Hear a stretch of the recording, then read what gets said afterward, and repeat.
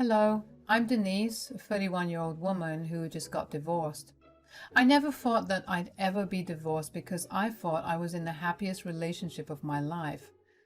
But when I looked closer into it, I realized that my marriage was very far from perfect. A lot of things contributed to it, so let me start from the beginning. I met Peter through a mutual friend. We hit it off pretty well from the start. Peter was a very attractive man with a very attractive personality. We began seeing each other and then dated for a good 4 years before deciding to get married. Everything in our relationship was pretty smooth sailing. Peter and I shared a lot of the same values, and in general, both of us were very accommodating of each other. The only issue we had was Peter's parents, Orla and Dave. They were nothing short of evil. The first time I met Orla and Dave, neither of them even glanced my way. When I got to the dining table, there were only 3 plates set out for the 3 of them. I was confused and very humiliated. Peter didn't speak up for me. He just kept his head down and looked away. I had to bring up the fact that I didn't have my own plate, and Orla acted dumb before saying that she had forgotten that I was there. Dinner after that wasn't any easier either. Orla and Dave pretty much ganged up on me and humiliated me. Peter was silent the entire time. Looking back, I guess that should have been an indicator of what my marriage to him would have looked like. I sat through every comment, and I was more than ready to go back home. I didn't know what I wanted to do. I didn't know if I wanted to yell at Peter for not even having my back and warning me about his parents, or at least speaking up for me, or if I just wanted to curl up in bed and cry. The drive back home had been silent. When we got back home, I gave Peter time to apologize, but he never really approached me about it. He continued about his night as if his parents hadn't just spent the night humiliating me. So I decided to talk to him about it. We need to talk. I was actually just going to sleep. Stop running away from things like a coward, Pete. Who are you calling a coward? You. Who else? I mean, you definitely don't have a spine of your own. You just let your parents crap on me, and you didn't say anything all night. Well, what do you expect me to say? Did you really expect me to disrespect my parents in their own home, which they had graciously opened for us? Don't try and guilt me into suppressing my emotions. You know how your parents are. Couldn't you have warned me? And I'm not even asking you to disrespect your parents. You could have just asked them not to talk to me that way. My parents aren't anything like yours. They're different, and they would have taken me speaking up as disrespect. Are you seriously still defending your parents? Obviously, they're my parents. Do you even feel bad for what happened to me? Can we not do this? Seriously? I'm going to go to sleep. Good night. Peter left me standing there. I was hurt and upset. I couldn't believe that Peter didn't even feel bad for me. I hoped that Peter was just feeling embarrassed, which was why he was reacting this way. I went to bed feeling pretty empty. When morning came, Peter acted like everything was fine. It peeved me at first. I didn't speak to him for about a week. I was mad. I didn't want to let go of my anger until he apologized. But that apology never came. I knew that it wasn't a hill I was willing to die on. I didn't want to let go of my relationship with Peter over that, so I started talking to him again. I tried my best to put his parents' behavior and his negligence behind me. It became an unsaid thing, but after our first visit to Orla and Dave's, we never went back or even made an effort to meet them. The next time we saw them was at our wedding. At our wedding, I pretty much avoided Orla and Dave like the plague. I tried my best to have as little contact with them as possible, but eventually I had to talk to them. They walked up to us at our reception to congratulate Peter and me on our marriage. There's my handsome son and his wife. Congrats, son. Thanks, guys. Yeah, thanks. So what plans do you have for your honeymoon then? We were thinking of going to Hawaii. Why not some place abroad? Oh, we don't have the budget for that. Nonsense. We'll fund it. Seriously? Yeah, but we have one condition. We'll join you guys and make it a vacation instead. Of course, that would be amazing. What place do you have in mind? We were thinking of Paris. That would be great. Denise has always wanted to go, isn't it? Yeah, excuse me, I need to go to the washroom. I was not happy with this. I wanted time alone with Peter. I mean, isn't that what a honeymoon is all about? Hawaii wasn't Paris, but it's still a beautiful place, and it was a place that I've always wanted to visit too. I didn't like that Peter just decided without even stepping away to ask me. I tried my best to let go of my feelings and enjoy the night, but I really wasn't feeling the mood anymore. I rode out the rest of the reception and rode back home with Peter quietly. I was drained of all my energy and had no energy to talk to him about why I was upset. I slept over it, and the next morning I still felt crappy about it, so I told Peter about it. I need to talk to you about something that's been bothering me. What is it? It's about the honeymoon plans. I felt like you decided without considering how I felt. Come on, my parents' offer is fantastic. You have to admit it, Paris is a dream destination and you always wanted to go, right? It's not about the location. It's about the fact that we didn't even discuss it. A honeymoon is a special time for us alone.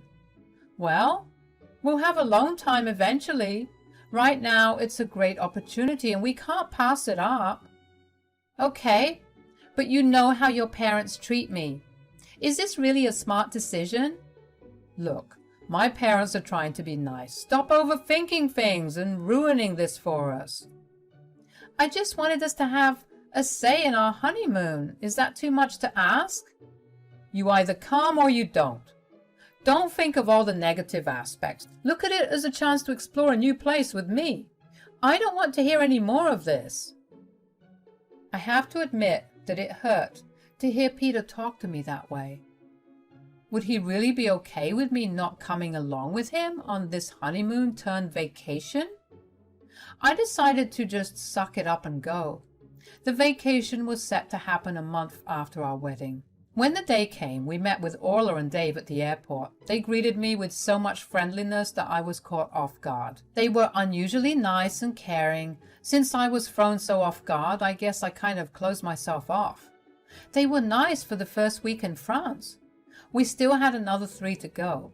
I was beginning to get used to their sudden change of behavior. But then they slowly started going back to their old ways. It started off with them making fun of what I was wearing. Orla would ask me if I thought that what I was wearing was smart. And some days they would make plans to go to these fancy places where they would deliberately exclude me from going in with them because they thought my clothes were embarrassing. Keep in mind, I was dressed more than decently and even got complimented for it by the few French people we interacted with. Then they started leaving me out of things for no reason. They would take Peter with them and go off with him for a good portion of the day and not tell me about a thing.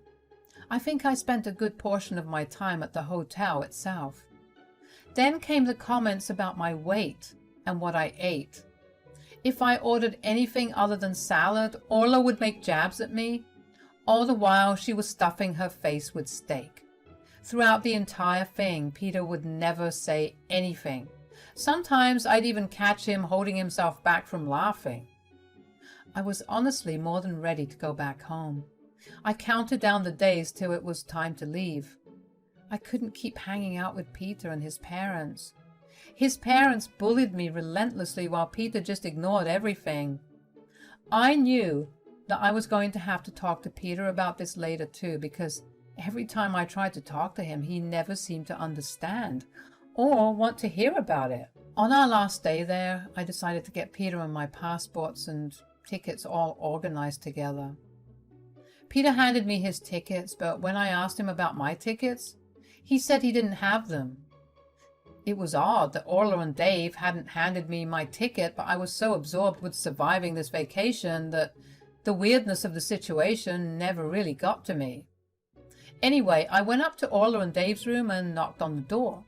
Orla opened the door. "Hey, Orla, we'll be leaving tomorrow, right?" "Oh, yeah, Peter, Dave, and I will be leaving in 4 hours." "What? What about me?" "We forgot to buy your ticket. Whoops." "Whoops? Is that all you have to say? How could you possibly have forgotten to book my tickets?" "Calm down, Denise. We'll buy you your own tickets. It's okay." "No, it's not okay. They can't keep pushing me to the side and you can't keep supporting them." "Peter, she can't buy the same tickets as us." "What do you mean?" "All tickets on our flights are sold out." "Great. What are you going to say about this, Peter?" "I'm sorry." "No, sorry won't work. What's your solution?" "First of all, stop hounding my son. Talk to him with respect. Secondly, figure out your own solution. He's not responsible for your issues." "Peter, would you stay back at least?" "But I want to go to Turkey." "He's coming with us. Figure out your problem yourself." I was beyond shocked by this news. As Peter and I left their room, I tried asking him over and over again to not leave me alone. But he just looked away from me in embarrassment. He told me that his parents had paid for this trip from their retirement fund for him, and he wasn't going to disrespect them like that. I didn't say it at that time because I was so appalled. But all I could think about was, what about how your parents are disrespecting your wife? I watched Peter pack his bags through tears. He barely looked at me or even apologized. He never even offered to pay for my ticket back. I had half a mind to cause a scene, but at the same time I was humiliated enough. When it came time to leave, Peter walked away with his head down, while Orla and Dave gleefully waved me goodbye. I was mad. I was fuming. I didn't know what to do. I was stuck in an entirely foreign country all alone. Peter didn't stay back with me either. I was mad at all of them. I tolerated their behavior and all their quips for the entire month. I tolerated Peter not saying anything. I was done. I needed to get revenge, and I knew just how to. You see, as soon as Peter was financially stable, his parents retired. They had taken an assumable mortgage to transfer to Peter when he was stable. They transferred the mortgage to him once they retired. Now, Peter didn't have that kind of money to spare. It's why he still lived in an apartment. He was drowning in debt and the house was on the brink of foreclosure. So he nominated me to be the next owner. I earned more than him and had excellent credit. I contacted my best friend, Pearl, to tell her of my situation. Her husband, Terry, was a lawyer who specialized in property issues. I got on a conference FaceTime call with them and worked out a proof of how I had been the one paying off the mortgage ever since Peter nominated me. As soon as Peter transferred the mortgage to me, he stopped paying or even contributing. I was okay with it at first because I figured that this was the first time in a long while that he had money to spare at the end of the month. He blew all of his money on a lot of useless things. I didn't say anything until I realized 6 months had gone by and not once had he contributed towards his parents' mortgage. When I did say something about it, he lost his temper with me. He berated me for being jealous that he was living the life I had lived earlier before I took on mortgage payments. In hindsight, I should have realized that that probably should have been something that rang alarms about how he would be as a husband. Anyways, talking to Pearl's husband, Terry, helped open my eyes to all the things in my relationship with Peter that were questionable and even borderline insane. My God, Denise, how did you not realize how horrible Peter was before you even got married? I don't know. I actually don't know. I guess I loved him and didn't think he could do anything wrong. Okay, but he literally used you to pay off his home. You have to admit that that's a little insane. I know, but what do I do now? We can very easily transfer the house in your name. Can we? Yeah. You've been paying it off for over a year. You just have to contact the bank and get his name removed. You know what? I'll do it. And I'll have you an eviction notice drawn up so you can throw them out. How long will it take? Oh, you don't have to worry about it. Terry's got his contacts. He'll handle everything before you're back. You guys are seriously the best. Thanks a lot. You just have to promise us you'll be alert next time and that you won't let anyone use you like this. Oh, I promise, but I think it'll be a while before I trust someone new again. I knew that Peter and his parents had a 36-hour layover in Turkey.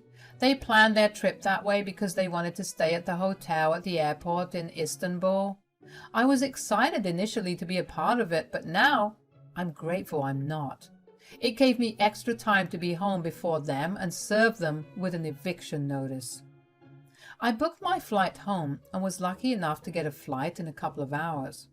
The entire flight back home, I was a crying mess. I couldn't believe that this was what my life had come to. I had loved Peter with everything I had in me.